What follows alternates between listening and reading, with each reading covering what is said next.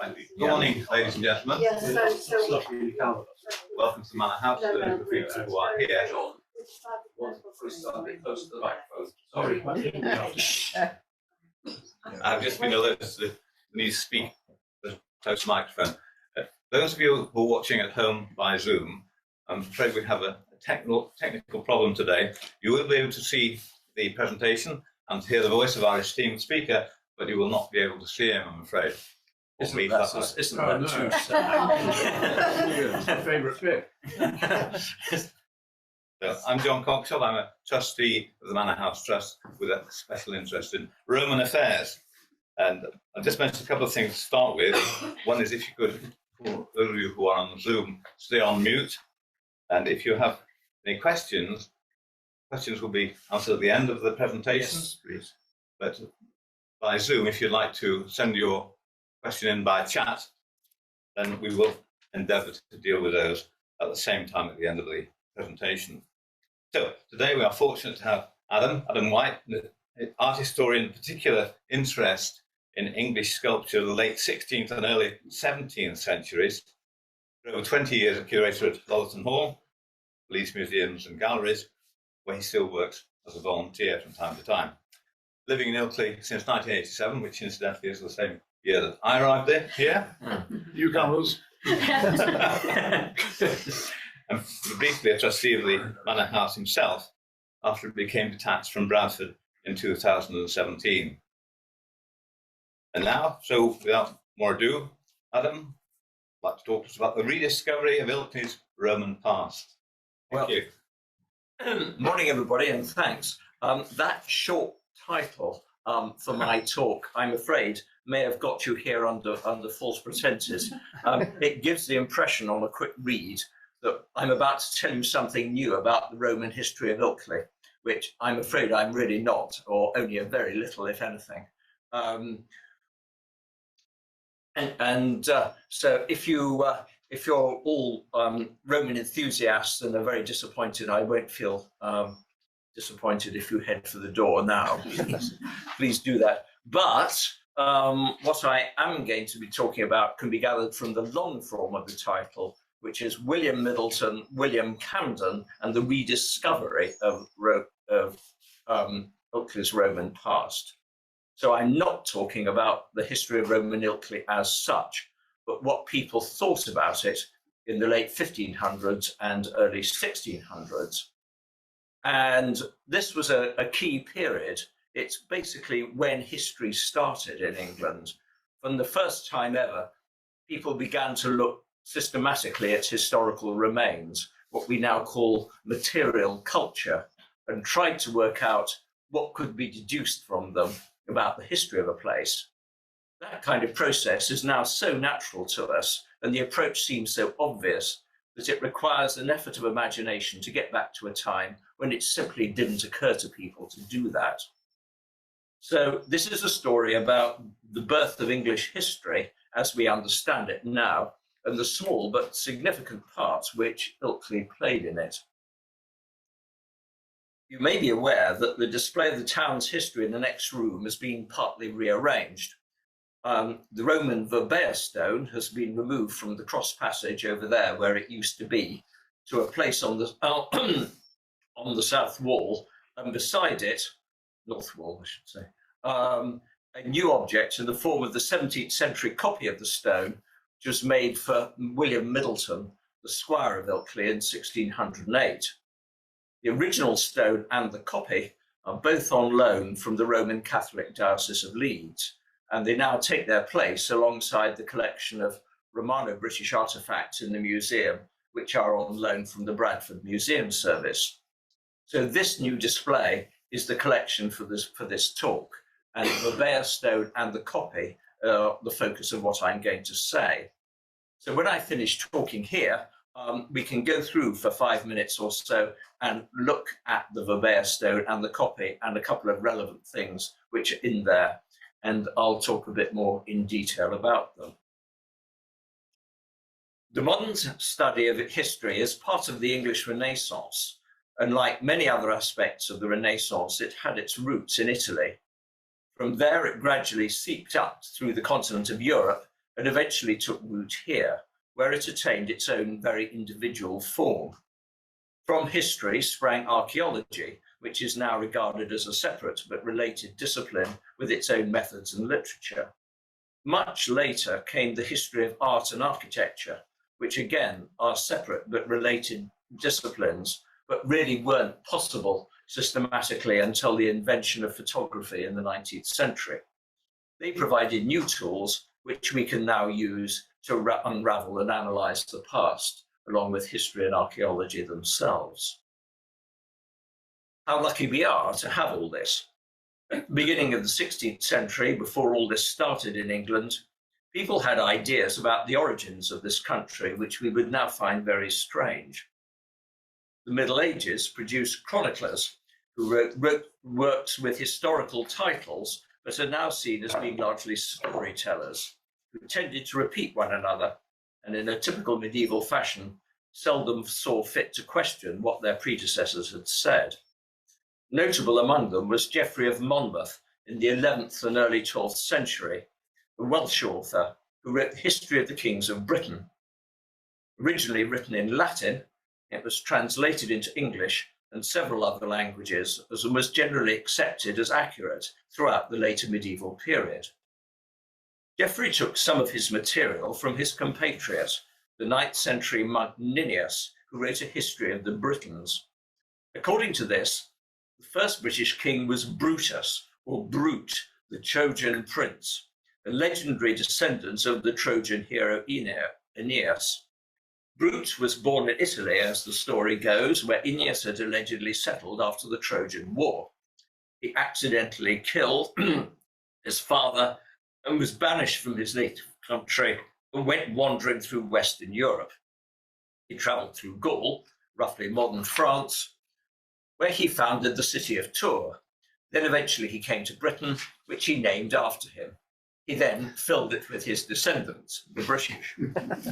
You can see from all this that history in Geoffrey of Monmouth's time included a lot of nonsense.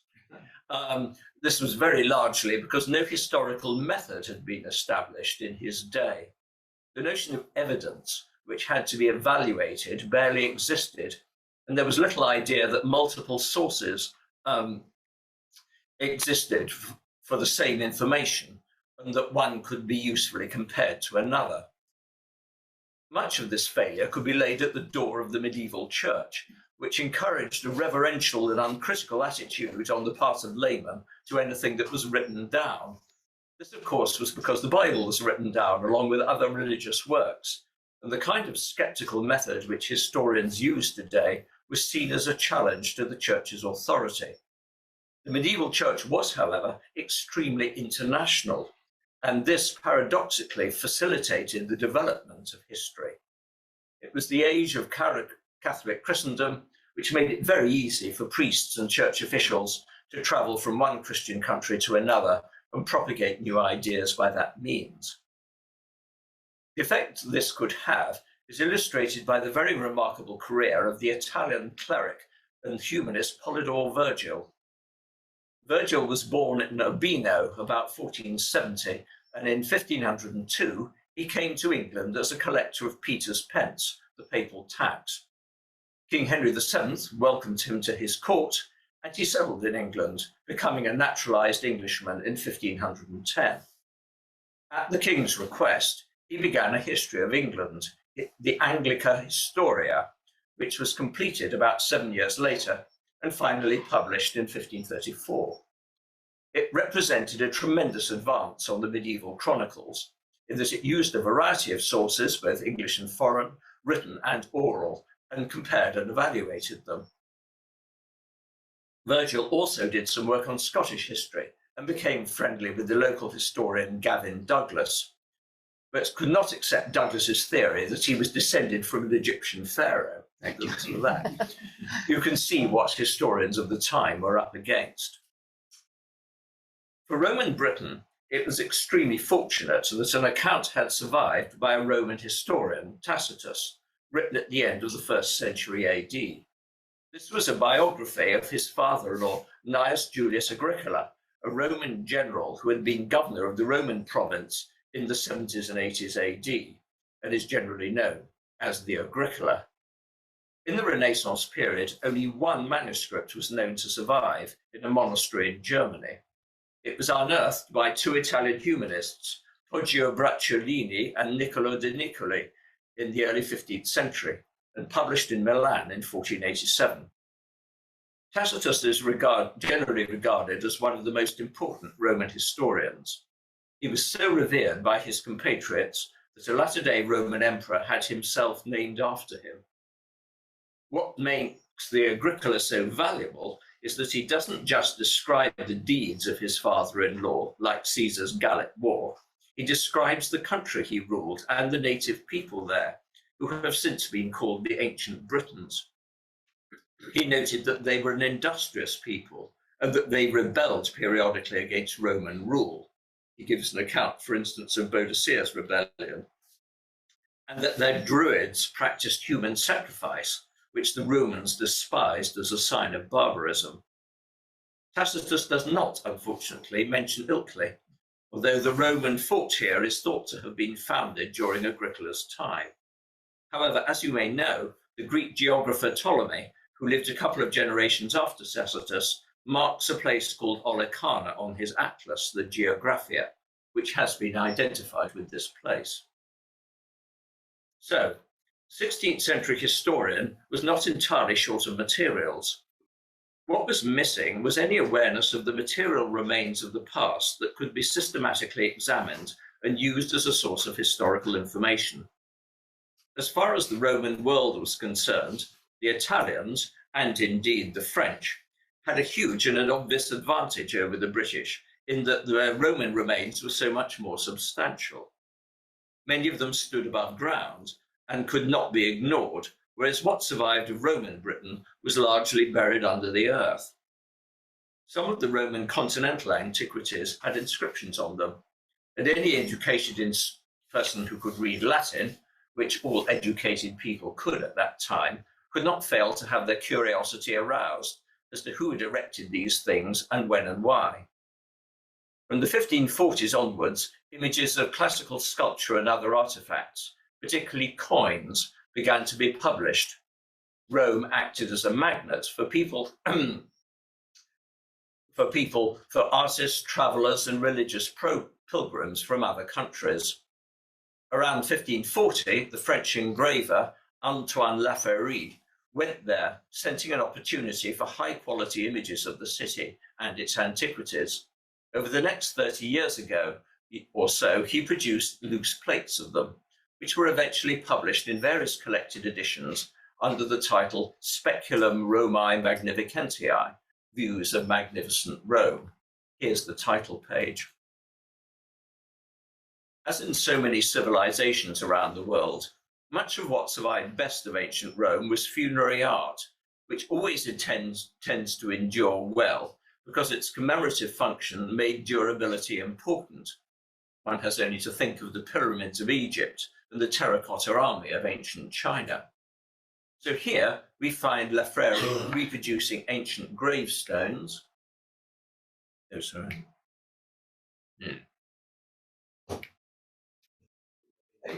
Not behaving. So they do. Might require that. Oh, bear with me one second.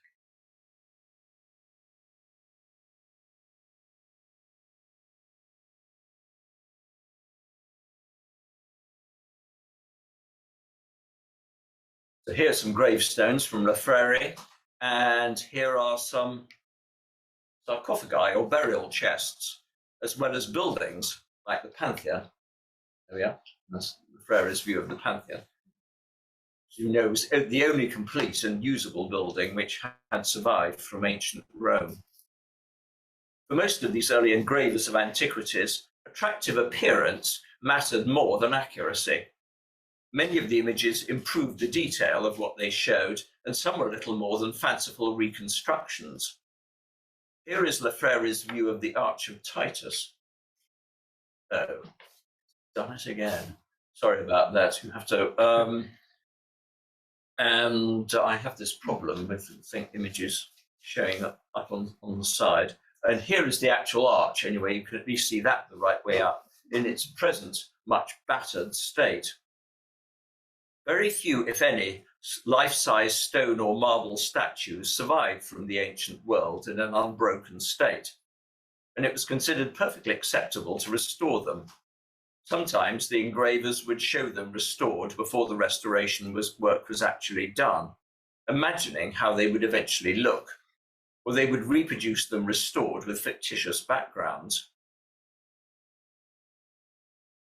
So on the left is an engraving of is the Laocoon, the famous sculpture in the Vatican, and on the right is an engraving of it. The engraving is, which was published in the early 16th century. The engraving is perfectly accurate, but the background is invented.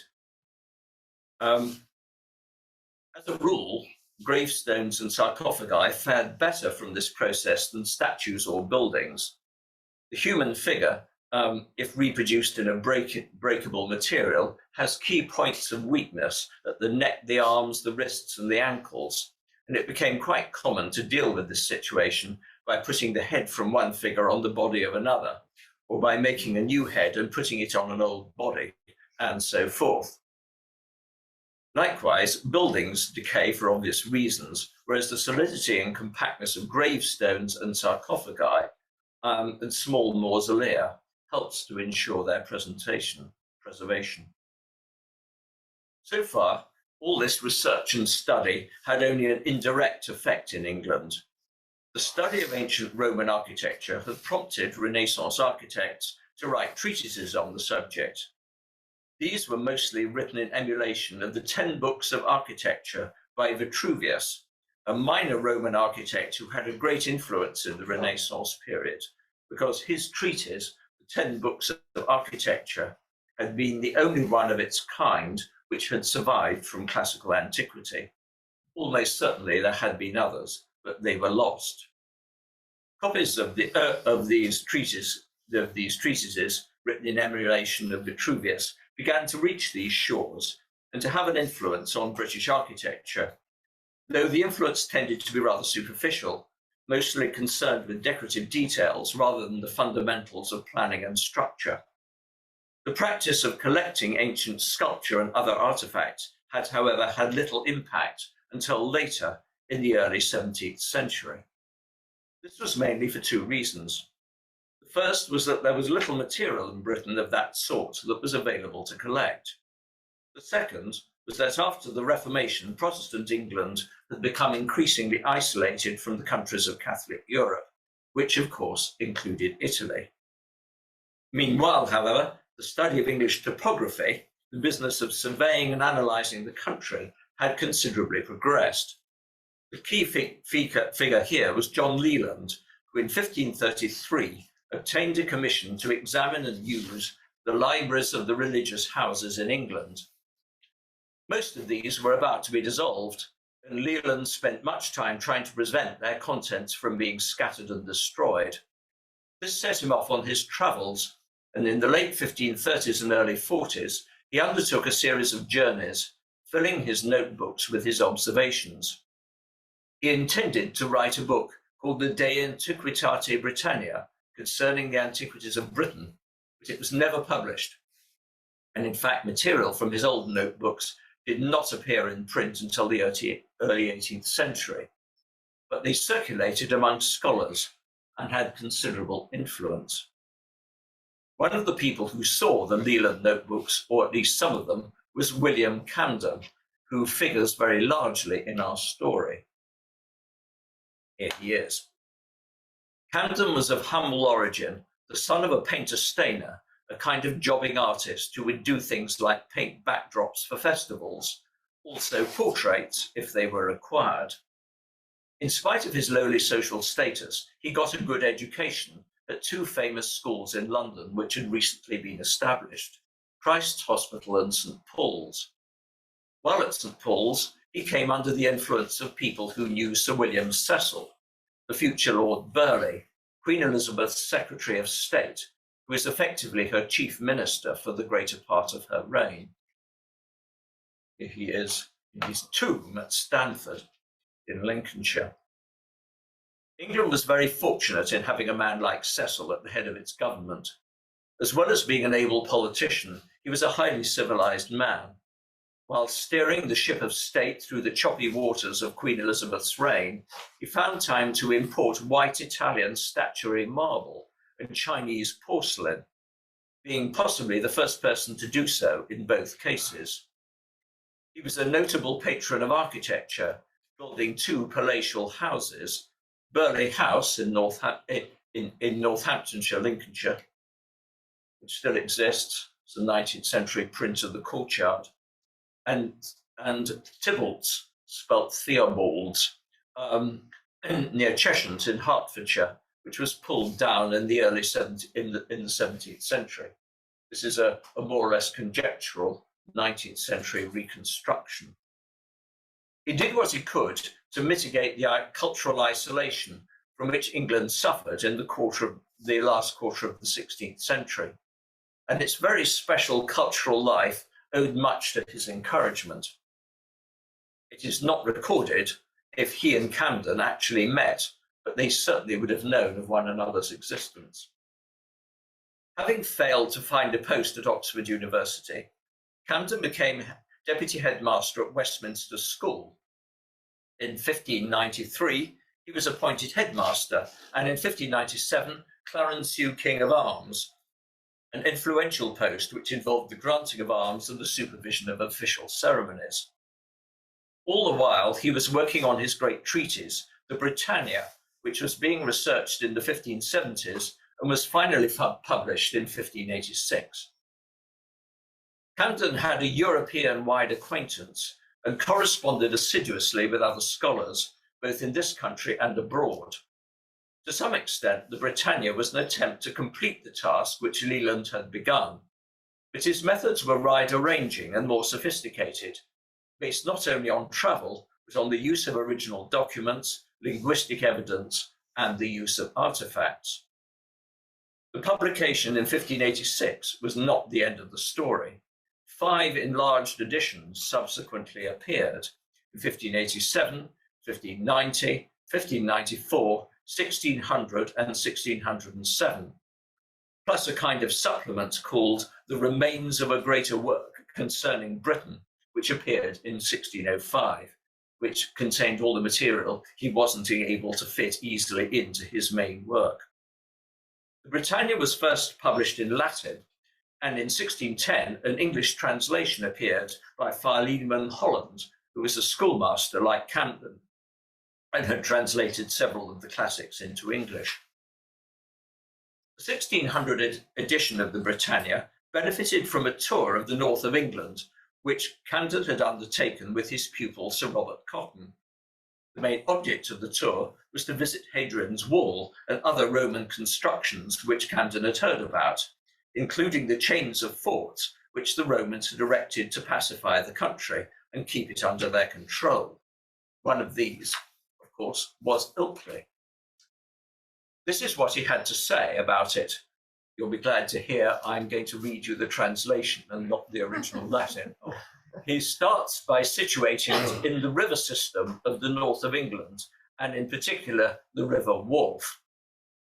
This werf, or wharf, he says, in the English Saxons language, gwerf, coming out of craven, and for a great while runneth in a parallel distance with Ar, the River Aire, that is, if a man should think the name to be wrested from the word gur, which in British signifieth swift and violent, verily the nature of that river concurreth with his opinion. For he runneth with a swift and speedy stream, making a great noise as he goeth, as if he were forward, stubborn and angry, and is made more fell and tasty with a number of stones lying in his channel, which he rolleth and tumbleth before him in such a sort that it is a wonder to see if the manner of it, but especially when he swelleth high in winter. And verily it is a troublesome river, and dangerous even in summertime also, which I myself had experience of. not without some peril of mine own, when I first travailed over this country. For it hath such slippery stones, that even if an horse can have no sure footing on them, or else the violence of the water carrieth them away for under his feet. In all his long course, which from the spring head unto Ouse is almost 50 miles, he passeth only by little towns of no especial account, running down by Kilnsey Crag, the highest, steepest rock that ever I saw in a Midland country, by Burnsall, where Sir William Craven, knight and alderman of London, there born, is now building a stone bridge, where also hard by a pious mind and beneficial unto his country, hath of late founded a grammar school. Also by Barden Tower, a little turret belonging to the Earl of Cumberland, where there is round about a good store of game and hunting of fat deer. By Bolton, which sometimes stood by a little abbey, by Bethelmsey, Beamsley, the seat of a notable family of Claphams, out of which came John Clapham, a worthy warrior in the civil broils between Lancaster and York. From thence cometh he to Ilkley, which, considering his site in respect of York out of Ptolemy, and the affinity of the name together, I would judge to be Olicana. Surely that is an old town, besides the columns engraven with Roman work lying in the churchyard and elsewhere, and was in Severus's time re-edified by means of Verius Lupus, Lieutenant General and Proprietor then of Britain. This inscription lately digged up hard by the church doth plainly show. You can see that Camden had literary talent as well as great energy, persistence, and a fine analytical mind. His account of his visits to Ilkley reads like a good adventure story, with his attempts to cross the river and getting nearly swept away. Notice the reference to his first travelling over this country, which implies that he had been to Ilkley or somewhere near it more than once. One wonders if his recollections of the area were always entirely accurate. No one could call Barden Tower a little turret, even before it was restored and enlarged by Lady Anne Clifford in the late 17th century, after Camden's time. And Bolton was certainly more than a little abbey, but some of the other things he says about the area are very interesting, notably the prominence given to Beamsley, which is now just a small hamlet, and the reference to Sir William Craven building a stone bridge over the wharf at Burnsall. Of course, at that time, there was no bridge at Ilkley. It must have been one of the earliest of its kind in the area, Burnsall Bridge, which is not the present bridge, if it not the earliest. Sadly, we no longer have columns engraven with Roman work lying in the churchyard, and the inscription which Camden quotes has not survived. But he then goes on to paraphrase the inscription which was on the Verbeer stone and was evidently still legible in his time. Here we go. Of this, we'll see it next door in any way. But the second cohort of the Lingones abode here. The altar beareth witness which I saw there, upholding now the stairs of an house, and having this inscription set upon it by the captain of the second cohort of the Lingones, to Verbeer, haply the nymph or goddess of the river wharf. The river running thereby, which they called Verbeer, as I suppose, out of so near affinity of the names. The reference to the stone as upholding the stairs of an house shows that by Camden's time it had already had some rough use, and it suggests that the stone had only survived because the massiveness and solidity of it made it useful as a structural support of the building. It has since had more rough use, and the inscription on it is all but illegible. One could just about make out Verbeer as the first word, but I think that if we didn't have the copy, we would have difficulty even with that. Thank goodness, then, that the copy was made and that it survives. The Verbeer stone is a Roman altar dedicated, there's the copy, you can see it better from that, The Verbea stone is a Roman altar dedicated to a female personage named Verbea. As we have just seen, Camden conjectured that she was the nymph or goddess of the River Wharfe, a view which has been more or less accepted ever since. The stone takes the standard form used for a Roman altar, standing 4 square with the dedication inscribed on the front. It is made of gritstone, which matches more or less what is to be found around Ilkley and Middleton moors today, so it was probably a local material. The copy shows that the inscription panel stood in a simple carved frame, surmounted by 3 ornamental devices known as acroteria, which are decorated at the front with simple rosettes. Acroteria are features derived from architecture. You see the image on the right. Ornamental features which stand at the apex and ends of a pediment of a building. A pediment is a formal way of expressing a gable end, and in its basic form it's triangular, so that the acroteria normally stand on the apex of the 2 ends, as you see here. Here they've been lined up on the Verbea stone in a row, where they look like nothing so much as sausage rolls. Whoever carved the Verbea stone didn't know much about architecture or the features derived from it. At this remote corner of the Roman Empire, a sophisticated and knowledgeable treatment of the subject is not to be expected. The carver, like the stone, was probably a local person, with only a basic mason's training and little knowledge of architectural sculpture. At the top of the stone, which I'm afraid I can't show, but we'll see next door, there is a depression which was used for pouring sacrifices of wine or oil, which were made to the deity. Whether the sacrifices were actually made is somewhat doubtful, and the feature was probably just symbolic.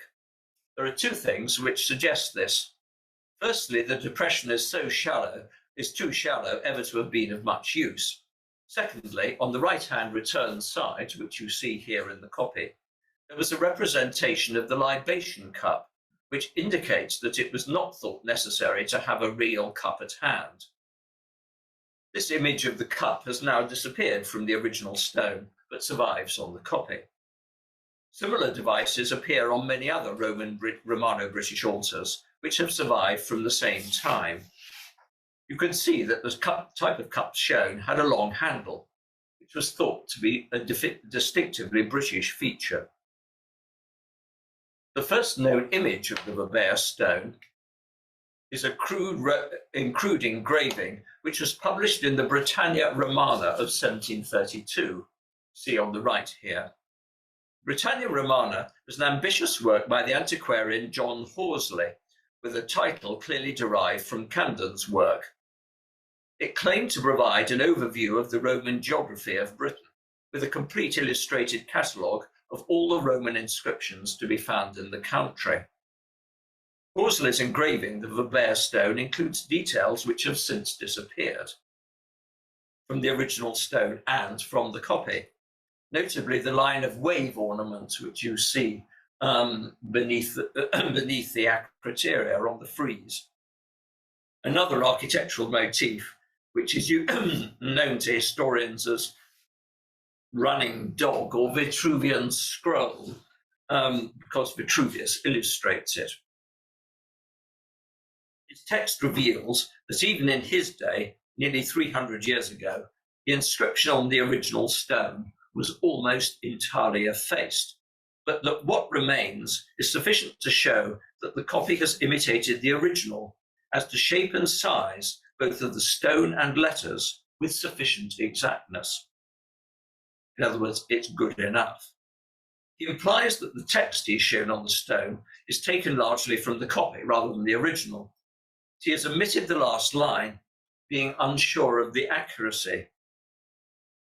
It reads, Verbeae sacrum Clodius fronto praefectus cohortes Lingonum. Sacred to Verbea, Claudius Fronto, commander of the cohort of Lingones. This reveals stone was erected by one Claudius Fronto, a man otherwise unrecorded, but who was almost certainly would have been stationed at the Roman fort here at the time and could have been its commander. A cohort was a unit of about 500 men, roughly equivalent to a battalion in the modern British Army, and its praefectus would have had roughly the rank of a modern lieutenant colonel. There were 10 cohorts in a legion, which therefore contained about 5,000 soldiers. The Lingones were a regiment from Gaul, roughly modern France, and which is known to have been stationed in Britain during the reign of the Emperor Hadrian. The emperor reigned from AD 117 to 138, which enabled us roughly to date the stone.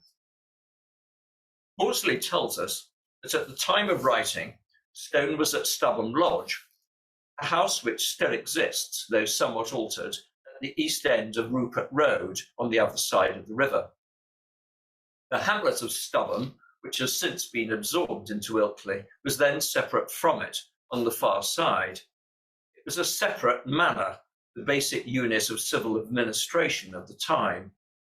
The lords of the manor were the Middleton family, who had possessed it at least since the early 14th century, and were to remain in possession until the mid-19th century, when they were forced to sell the land they owned and retreat to their main seat, which was Stockerell Park near Wetherby. The squire at the time of Camden's visits to Ilkley was William Middleton, who had a 50-year reign from the time of his father's death in 1564 until his own death in 1614. Evidently, he had some interest in Romano-British antiquities. For an inscription on the right-hand return side of the Verbeer copy tells us that he had caused it to be made in the year 1608. The text is now quite hard to read, but happily Horsley records it. Julialmus Middleton armiger may fake it, ad imagimen antiquissimi lapidis, hic repertis 1608. William Middleton made me as a copy of the ancient stone discovered here in 1608. What we know about William Middleton's life comes largely from an excellent article by Bosworth Hudson Johnson and our very own Denise Shillitoe, published in the Yorkshire Archaeological Journal for the year 2000. He was born in 1551, the son of John Middleton of Stockells and his wife Isabel. The family were Roman Catholic recusants who refused to worship at the local parish church, and the family remained so until the end of their time in Ilkley. In 1578, William went to London, and in May of the following year, he was issued with a passport to travel abroad for 3 years for the purpose of increasing his knowledge and experience. In other words, in order to complete his education. It's surprising that the government allowed him to go at a time when Roman Catholics were regarded as traitors, liable to get into league with other Catholics abroad and stir up trouble at home. Nonetheless, Middleton went. He travelled through France and Italy, and there, of course, his eyes would have been opened to the extent of the remains of the ancient Roman world, and his interest in the subject very likely sprang from that time. Camden may have stayed with him on his visits to Ilkley, perhaps accompanied by Sir Robert Cotton. It isn't clear why William Middleton commissioned the Verbeer stone copy, but Horsley and the stone itself offer one or two clues. The obvious reason nowadays would be to record the fading features of the original, but they may, of course, not have been fading at the time. Horsley says that in his day the copy was in Ilkley, not at Stubham with the original. Perhaps it was in this very building, or somewhere close by. In the 1560s, the Middletons acquired the manor of Ilkley, which had flickered in and out of existence since the time of the Norman conquest, and the architectural character of this building suggests that it was remodelled at about the same time. In the late Middle Ages, the manor house could very well have been the Ilkley Rectory, standing next to All Saints' Church, which was an important place with a wealthy chantry endowed by the Middleton family. At the Reformation, the chantry was dissolved, along with others of its kind. The rectory would have sunk in status accordingly, and could have been acquired by the Middleton family, not necessarily to serve as the manor house, but to re-establish their presence on this side of the river.